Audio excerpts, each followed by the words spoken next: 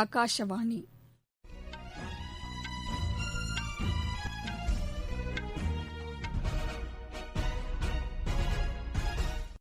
செய்திகள் வாசிப்பவர் லட்சுமி ராகவன். தலைப்புச் செய்திகள்: மத்திய அரசு கொண்டு வந்துள்ள வேளாண் சட்டங்களால் விவசாயிகளுக்கு அதிக பயன் கிடைக்கும் என பிரதமர் திரு நரேந்திர மோடி மீண்டும் உறுதியளித்துள்ளார்.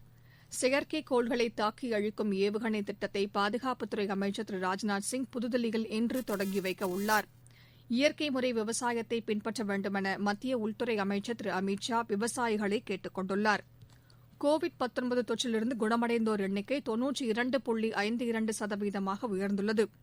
தமிழகத்தில் பள்ளிகளை திறப்பது தொடர்பாக பெற்றோர்கள் தங்களது கருத்துக்களை பதிவு செய்து வருகின்றனர். ஐபிஎல் கிரிக்கெட் போட்டியில் நாளை நடைபெறவுள்ள இறுதியாட்டத்தில் தில்லி, மும்பை அணிகள் மோதுகின்றன.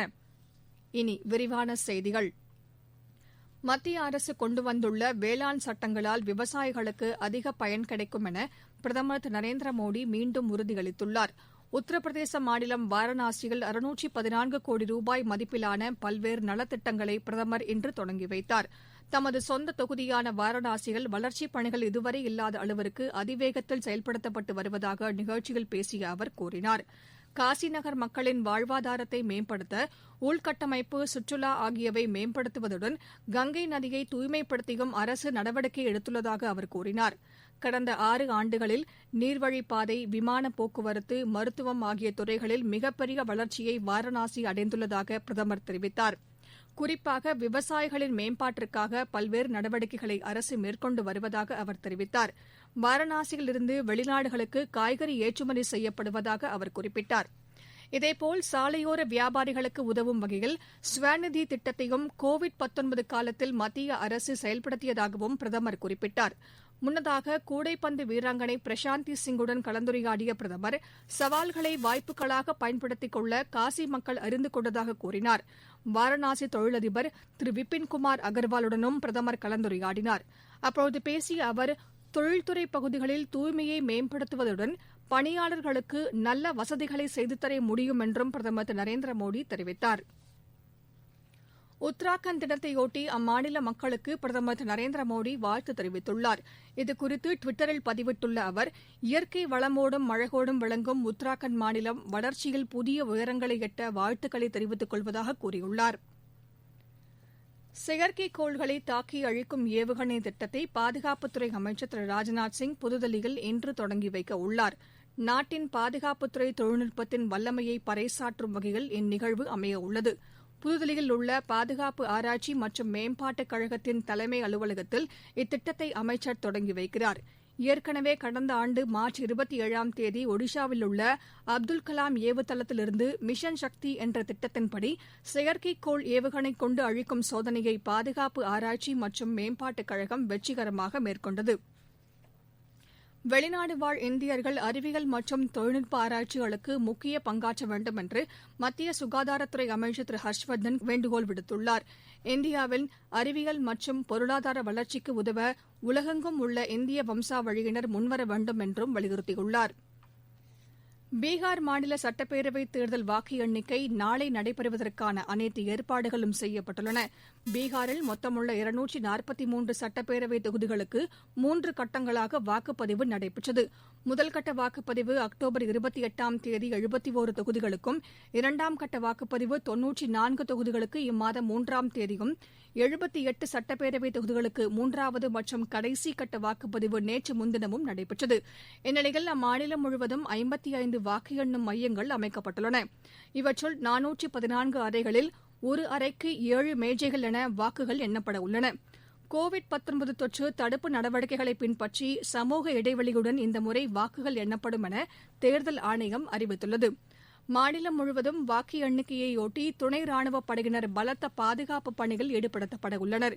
இதுதவிர பீகாரில் வால்மீகி நகர் இடைத்தேர்தல் வாக்கு எண்ணிக்கையும் 10 மாநிலங்களில் உள்ள 54 சட்டப்பேரவைத் தொகுதிகளிலும் நடைபெற்ற இடைத்தேர்தல் வாக்கு எண்ணிக்கையும் நாளை நடைபெறுகிறது. நாளை பிற்பகலுக்குள் பீகாரில் அடுத்த 5 ஆண்டுகளுக்கு ஆட்சி செய்யப்போவது யார் என்பது தெளிவாகிவிடும் என எதிர்பார்க்கப்படுகிறது.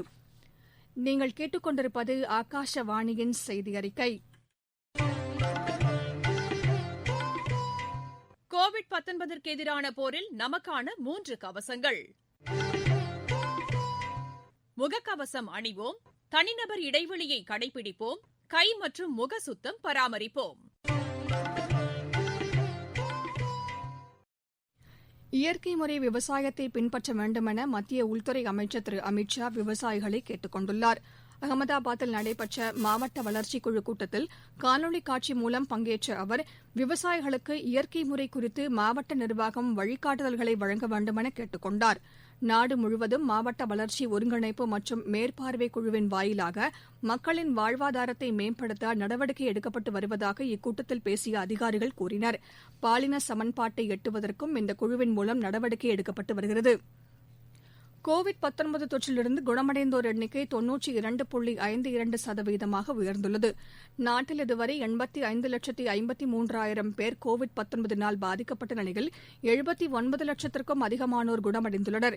கடந்த 24 மணி நேரத்தில் மட்டும் 48,400 பேர் தொற்றிலிருந்து குணமடைந்துள்ளனர். புதிதாக 46,000 பேருக்கு பாதிப்பு கண்டறியப்பட்டுள்ளது. ஒரே நாளில் 490 பேர் உயிரிழந்ததால் ஒட்டுமொத்த உயிரிழப்பு எண்ணிக்கை 1,26,611 அதிகரித்துள்ளது. எனினும் சர்வதேச அளவை ஒப்பிடும்போது இந்தியாவில் இறப்பு விகிதம் மிகவும் குறைவாகவே உள்ளது. தற்போது சிகிச்சை பெறுபவர்களின் எண்ணிக்கை 5,09,673 குறைந்துள்ளது. தமிழகத்தில் பள்ளிகளை திறப்பது தொடர்பாக பெற்றோர்கள் தங்கள் கருத்துக்களை மாநிலம் முழுவதும் உள்ள பள்ளிகளில் பதிவு செய்து வருகின்றனர். அரசு மற்றும் தனியார் பள்ளிகளின் தலைமை ஆசிரியர் தலைமையில் கோவிட்-19 நெறிமுறைகளை பின்பற்றி பெற்றோர்கள் பள்ளிகள் திறப்பது குறித்த தங்களது கருத்துக்களை பதிவு செய்து வருகின்றனர். இதற்காக பெற்றோர்களிடம் படிவங்கள் வழங்கப்பட்டு கருத்துக்கள் பெறப்படுகின்றன. 9 முதல் 12ஆம் வகுப்புகளில் பயிலும் மாணவர்களுக்கு பள்ளிகளை திறக்கலாமா வேண்டாமா என்பது குறித்து பெற்றோர்களின் கருத்துக்களின் அடிப்படையில் முடிவு எடுக்கப்படும் என தமிழக அரசு கூறியுள்ளது. பள்ளிகள் திறப்பு குறித்து விரைவில் அறிவிக்கப்படும் என மாநில பள்ளிக் கல்வித்துறை கூறியுள்ளது. சரியான நேரத்தில் சரியான உணவினை உட்கொள்வதன் மூலம் நோய்களை தவிர்க்கலாம் என்று பிரதமர் அலுவலக இணையமைச்சர் டாக்டர் ஜிதேந்திர சிங் கூறியுள்ளார்.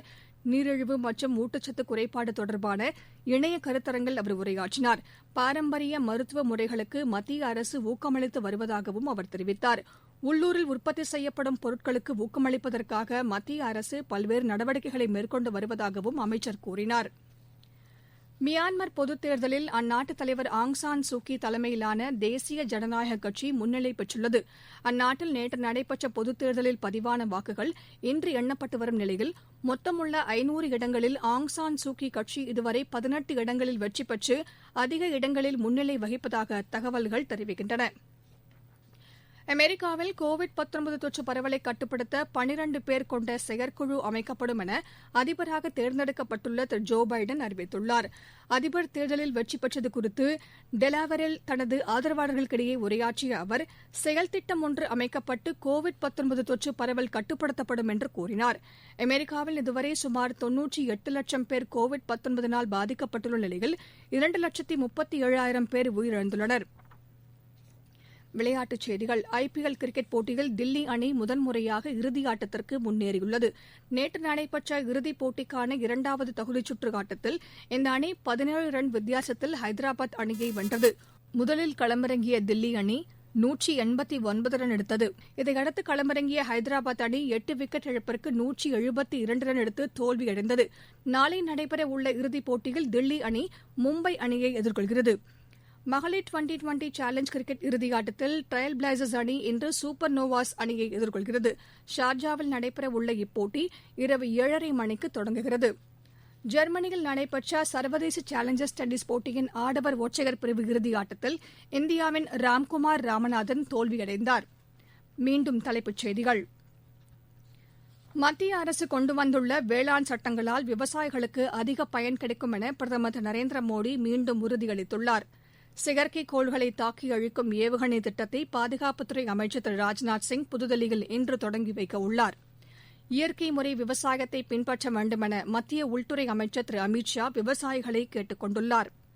கோவிட்-19 தொற்றிலிருந்து குணமடைந்தோர் எண்ணிக்கை 92.52% உயர்ந்துள்ளது. தமிழகத்தில் பள்ளிகளை திறப்பது தொடர்பாக பெற்றோர்கள் தங்களது கருத்துக்களை பதிவு செய்து வருகின்றனர்.